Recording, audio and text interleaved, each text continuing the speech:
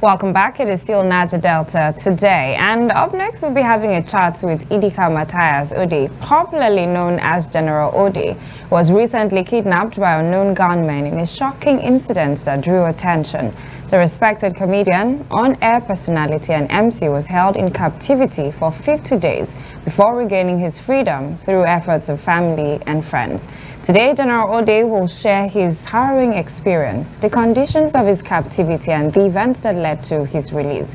Right here in the studio is General Odey, the Comedy General, Federal Republic of Nigeria, aka Speaker of the Comedy House of Assembly, Minister of Funny Affairs, Commanding Officer, Funny Battalion Worldwide, the General. And may I also add, the only general that does frog jump among other generals. When he sees other officers, just to avoid frog jump. But I don't think I'll be doing that again. I'll be you've done enough of that. So at least you should be given some hiatus to catch your breath. It's good to have you on the program. Thank you very much. Well, I was really looking forward to the day you were going to come out, because I knew you were coming out definitely. And I was going to ask you this first question about how the experience was. I can't begin to imagine the mental toll it took on you, the psychological effect, what was going through your mind in that dark room, wherever it was you people were kept. What was it like for you? At first, I would say it was like a movie, but the funny part was that I was actually the actor, one of the actors in that movie, so I didn't know how to wake up from the nightmare, the dream, and what kept crossing my mind was family, because I'm not just a young man that is alone. I have kids, I have a wife, I have a family that were dependent on me, so a lot was running through my mind. I was just like, oh my God, how will they survive? How are they coping? So beyond the torture and the pain and the hunger, the taste that we going through in that place, my mind was just, how is my family going to survive this period? Because I knew it was going to take a long time, a longer time. When they didn't talk to us in the first 4 days of our adoption, they didn't talk to us. They just put us inside the room and they left us there with hunger, No food for the 4 days. We're just trying to understand what was happening. And people started saying, the guys that we locked up together were like, why have they not contacted our family? What's the problem? And deep inside I was thinking, are they organ harvesters? What are they planning? Have they called some doctors to come and check us? Incidents like this, what they do is after a day or that same day, they contact your family and begin to tell them, their demands and stuff like that. But our own case, it kept us that long, so there was this shock. There was this, it was like a dream. So like, what am I seeing? Why am I here? A lot was going through my head. And I just knew that it's going to be a long drill. I just started building momentum to see how I can survive. Started putting my spirit, aligning it. Then that survival was like 50 days. Yes. And some would say survival of the fittest, and you came out strong. But then, sharing those experiences and picturing where you were, is that, would you say, like from the journey from where you were captured to there, were there some form of blindfolding or what exactly? Yes, they didn't actually blindfold us, like they didn't just, their faces were not covered. I think a few of them just had some clothes on their face, not like mask. But we, the adopters, I think they asked us to lie down in the boat. We moved from our own boat to their own boat. It's like a transfer. They came with a very big boat. Then when they collided with our boat, what they did was they shot in the air, and it was very terrifying. Those gunshots were as if they were coming straight at us. So it was very scary. So some of us started screaming, some people were shouting, calling on the name of their God.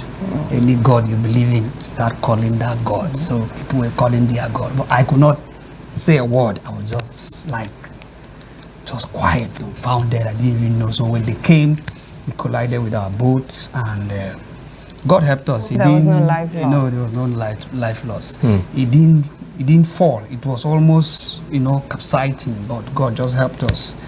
They now had to move us to their boat and ask each and every one of us to lie down. So I was like down the bed of the floor of the boat. Then they were just dropping people on top. With your face down, you are not allowed to look at them.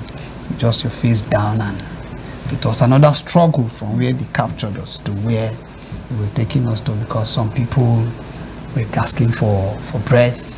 Some, their necks were paining them, The way they arranged us was just so organized. Stock you up stock us up like stock fish and stuff like that. So for like 30 minutes, they drove us into where we don't know. So for the period of those 50 days, feeding, drinking, did you get to shower? No. I would say the water touched my body after 15 days. And the water was not like very good water, just the salt water. We just had to use it to clean. And that was like Christmas. It was like Christmas, Sometimes you've been well behaved. Let's just reward you with a bath. They clean yourself up, and then there's water, but just that the water is not good.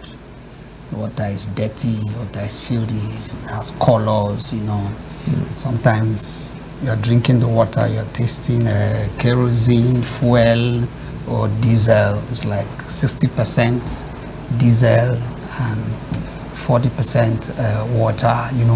You just know when you burge, you just know what you drank. That I just finished drinking diesel.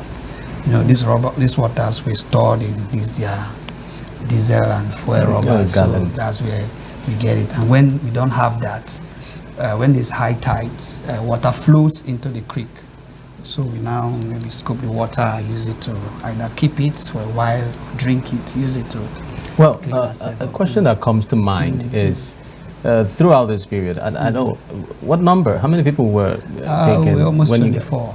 Almost 24, and then you were like among the very last that were let go. When you left, there were still people there. Last person. Oh, you were the last person? I was the last. Everyone left. Generals do not leave people behind. The question, that's a very strong point. Because another thing that stood out significantly for me was, why 50 days? Why not 49? Why not 52? Why not 51? So I was asking that question. Why exactly on the 50th day? Jesus with his 40 days fasting. I exceeded Jesus, but just that I was not fasting all through. Those days where we don't have food, we turn it to fasting, we turn it to prayers. And one thing I was always doing was to pray that everyone will leave, because I couldn't stand the sight of how some people felt in there. So at some point, I was actually encouraging them, don't give up. Because one thing that kills people in the den of kidnappers is not necessarily that they shoot you or they hang you.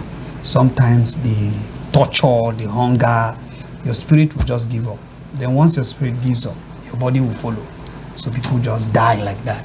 So I was always there trying to make sure they are strong and stuff like that. And I didn't want to see anyone. If someone was left behind, I would have been very angry with myself. In fact, I would have been very, very angry. Like, why? So at some point I was saying, God, let me even be the last person to live here. And it's like, God answered. That was very sacrificial. As a general, 50 days. My pastor celebrated her 50th birthday this same June. And another significant point to note. Well, there was a lady in that boat that was also kidnapped. The daughter came on social media to solicit for funds to help in her release, because according to her, the mother was very ill. Very ill, yes. Was it long after that the lady was released? Yes, I think she was in another cell. No, we divided. After profiling, they will profile you and know where to keep you.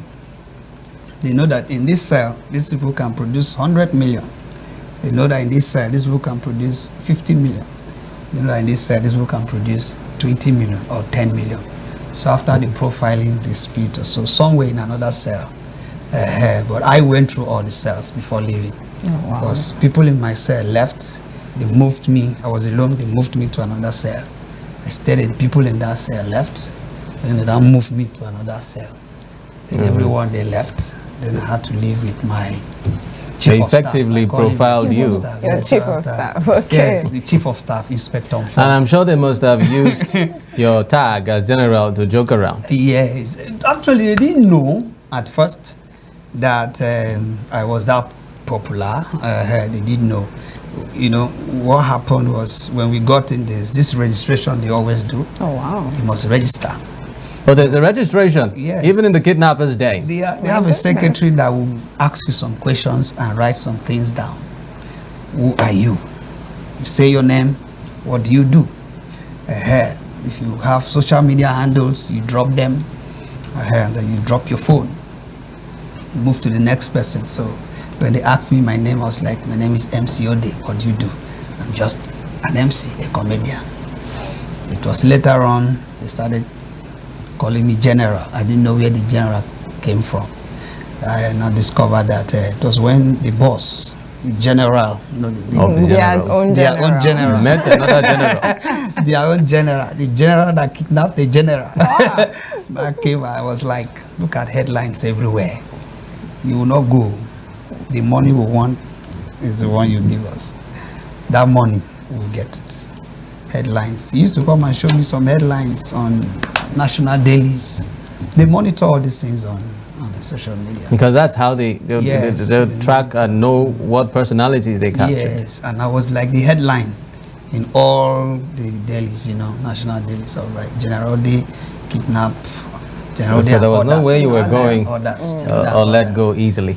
So they had to. Well, in as much as we can now joke about this Yeah. and laugh about the fact that you went through that experience and now you are free, the cardinal issue that stands out and really hurts the mind is the status, situation of security in the Niger Delta region and the hopes that it is going to be better to the point where we don't get to hear stories of this nature over and over again. Just recently, there's been a kidnap incident in Bayelsa State, and a high-profile person for that matter, and the consciousness still needs to be created, and government talking about how to ensure that the issues that need to be put in place towards addressing insecurity issues in the Niger Delta region are taken care of.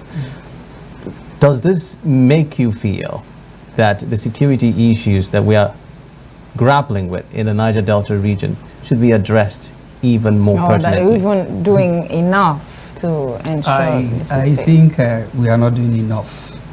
There are two sides to this. Is either you bring these guys on board and ask them what they really want or what can make them stop doing this, or you go all out against them with all the machineries you have. Because if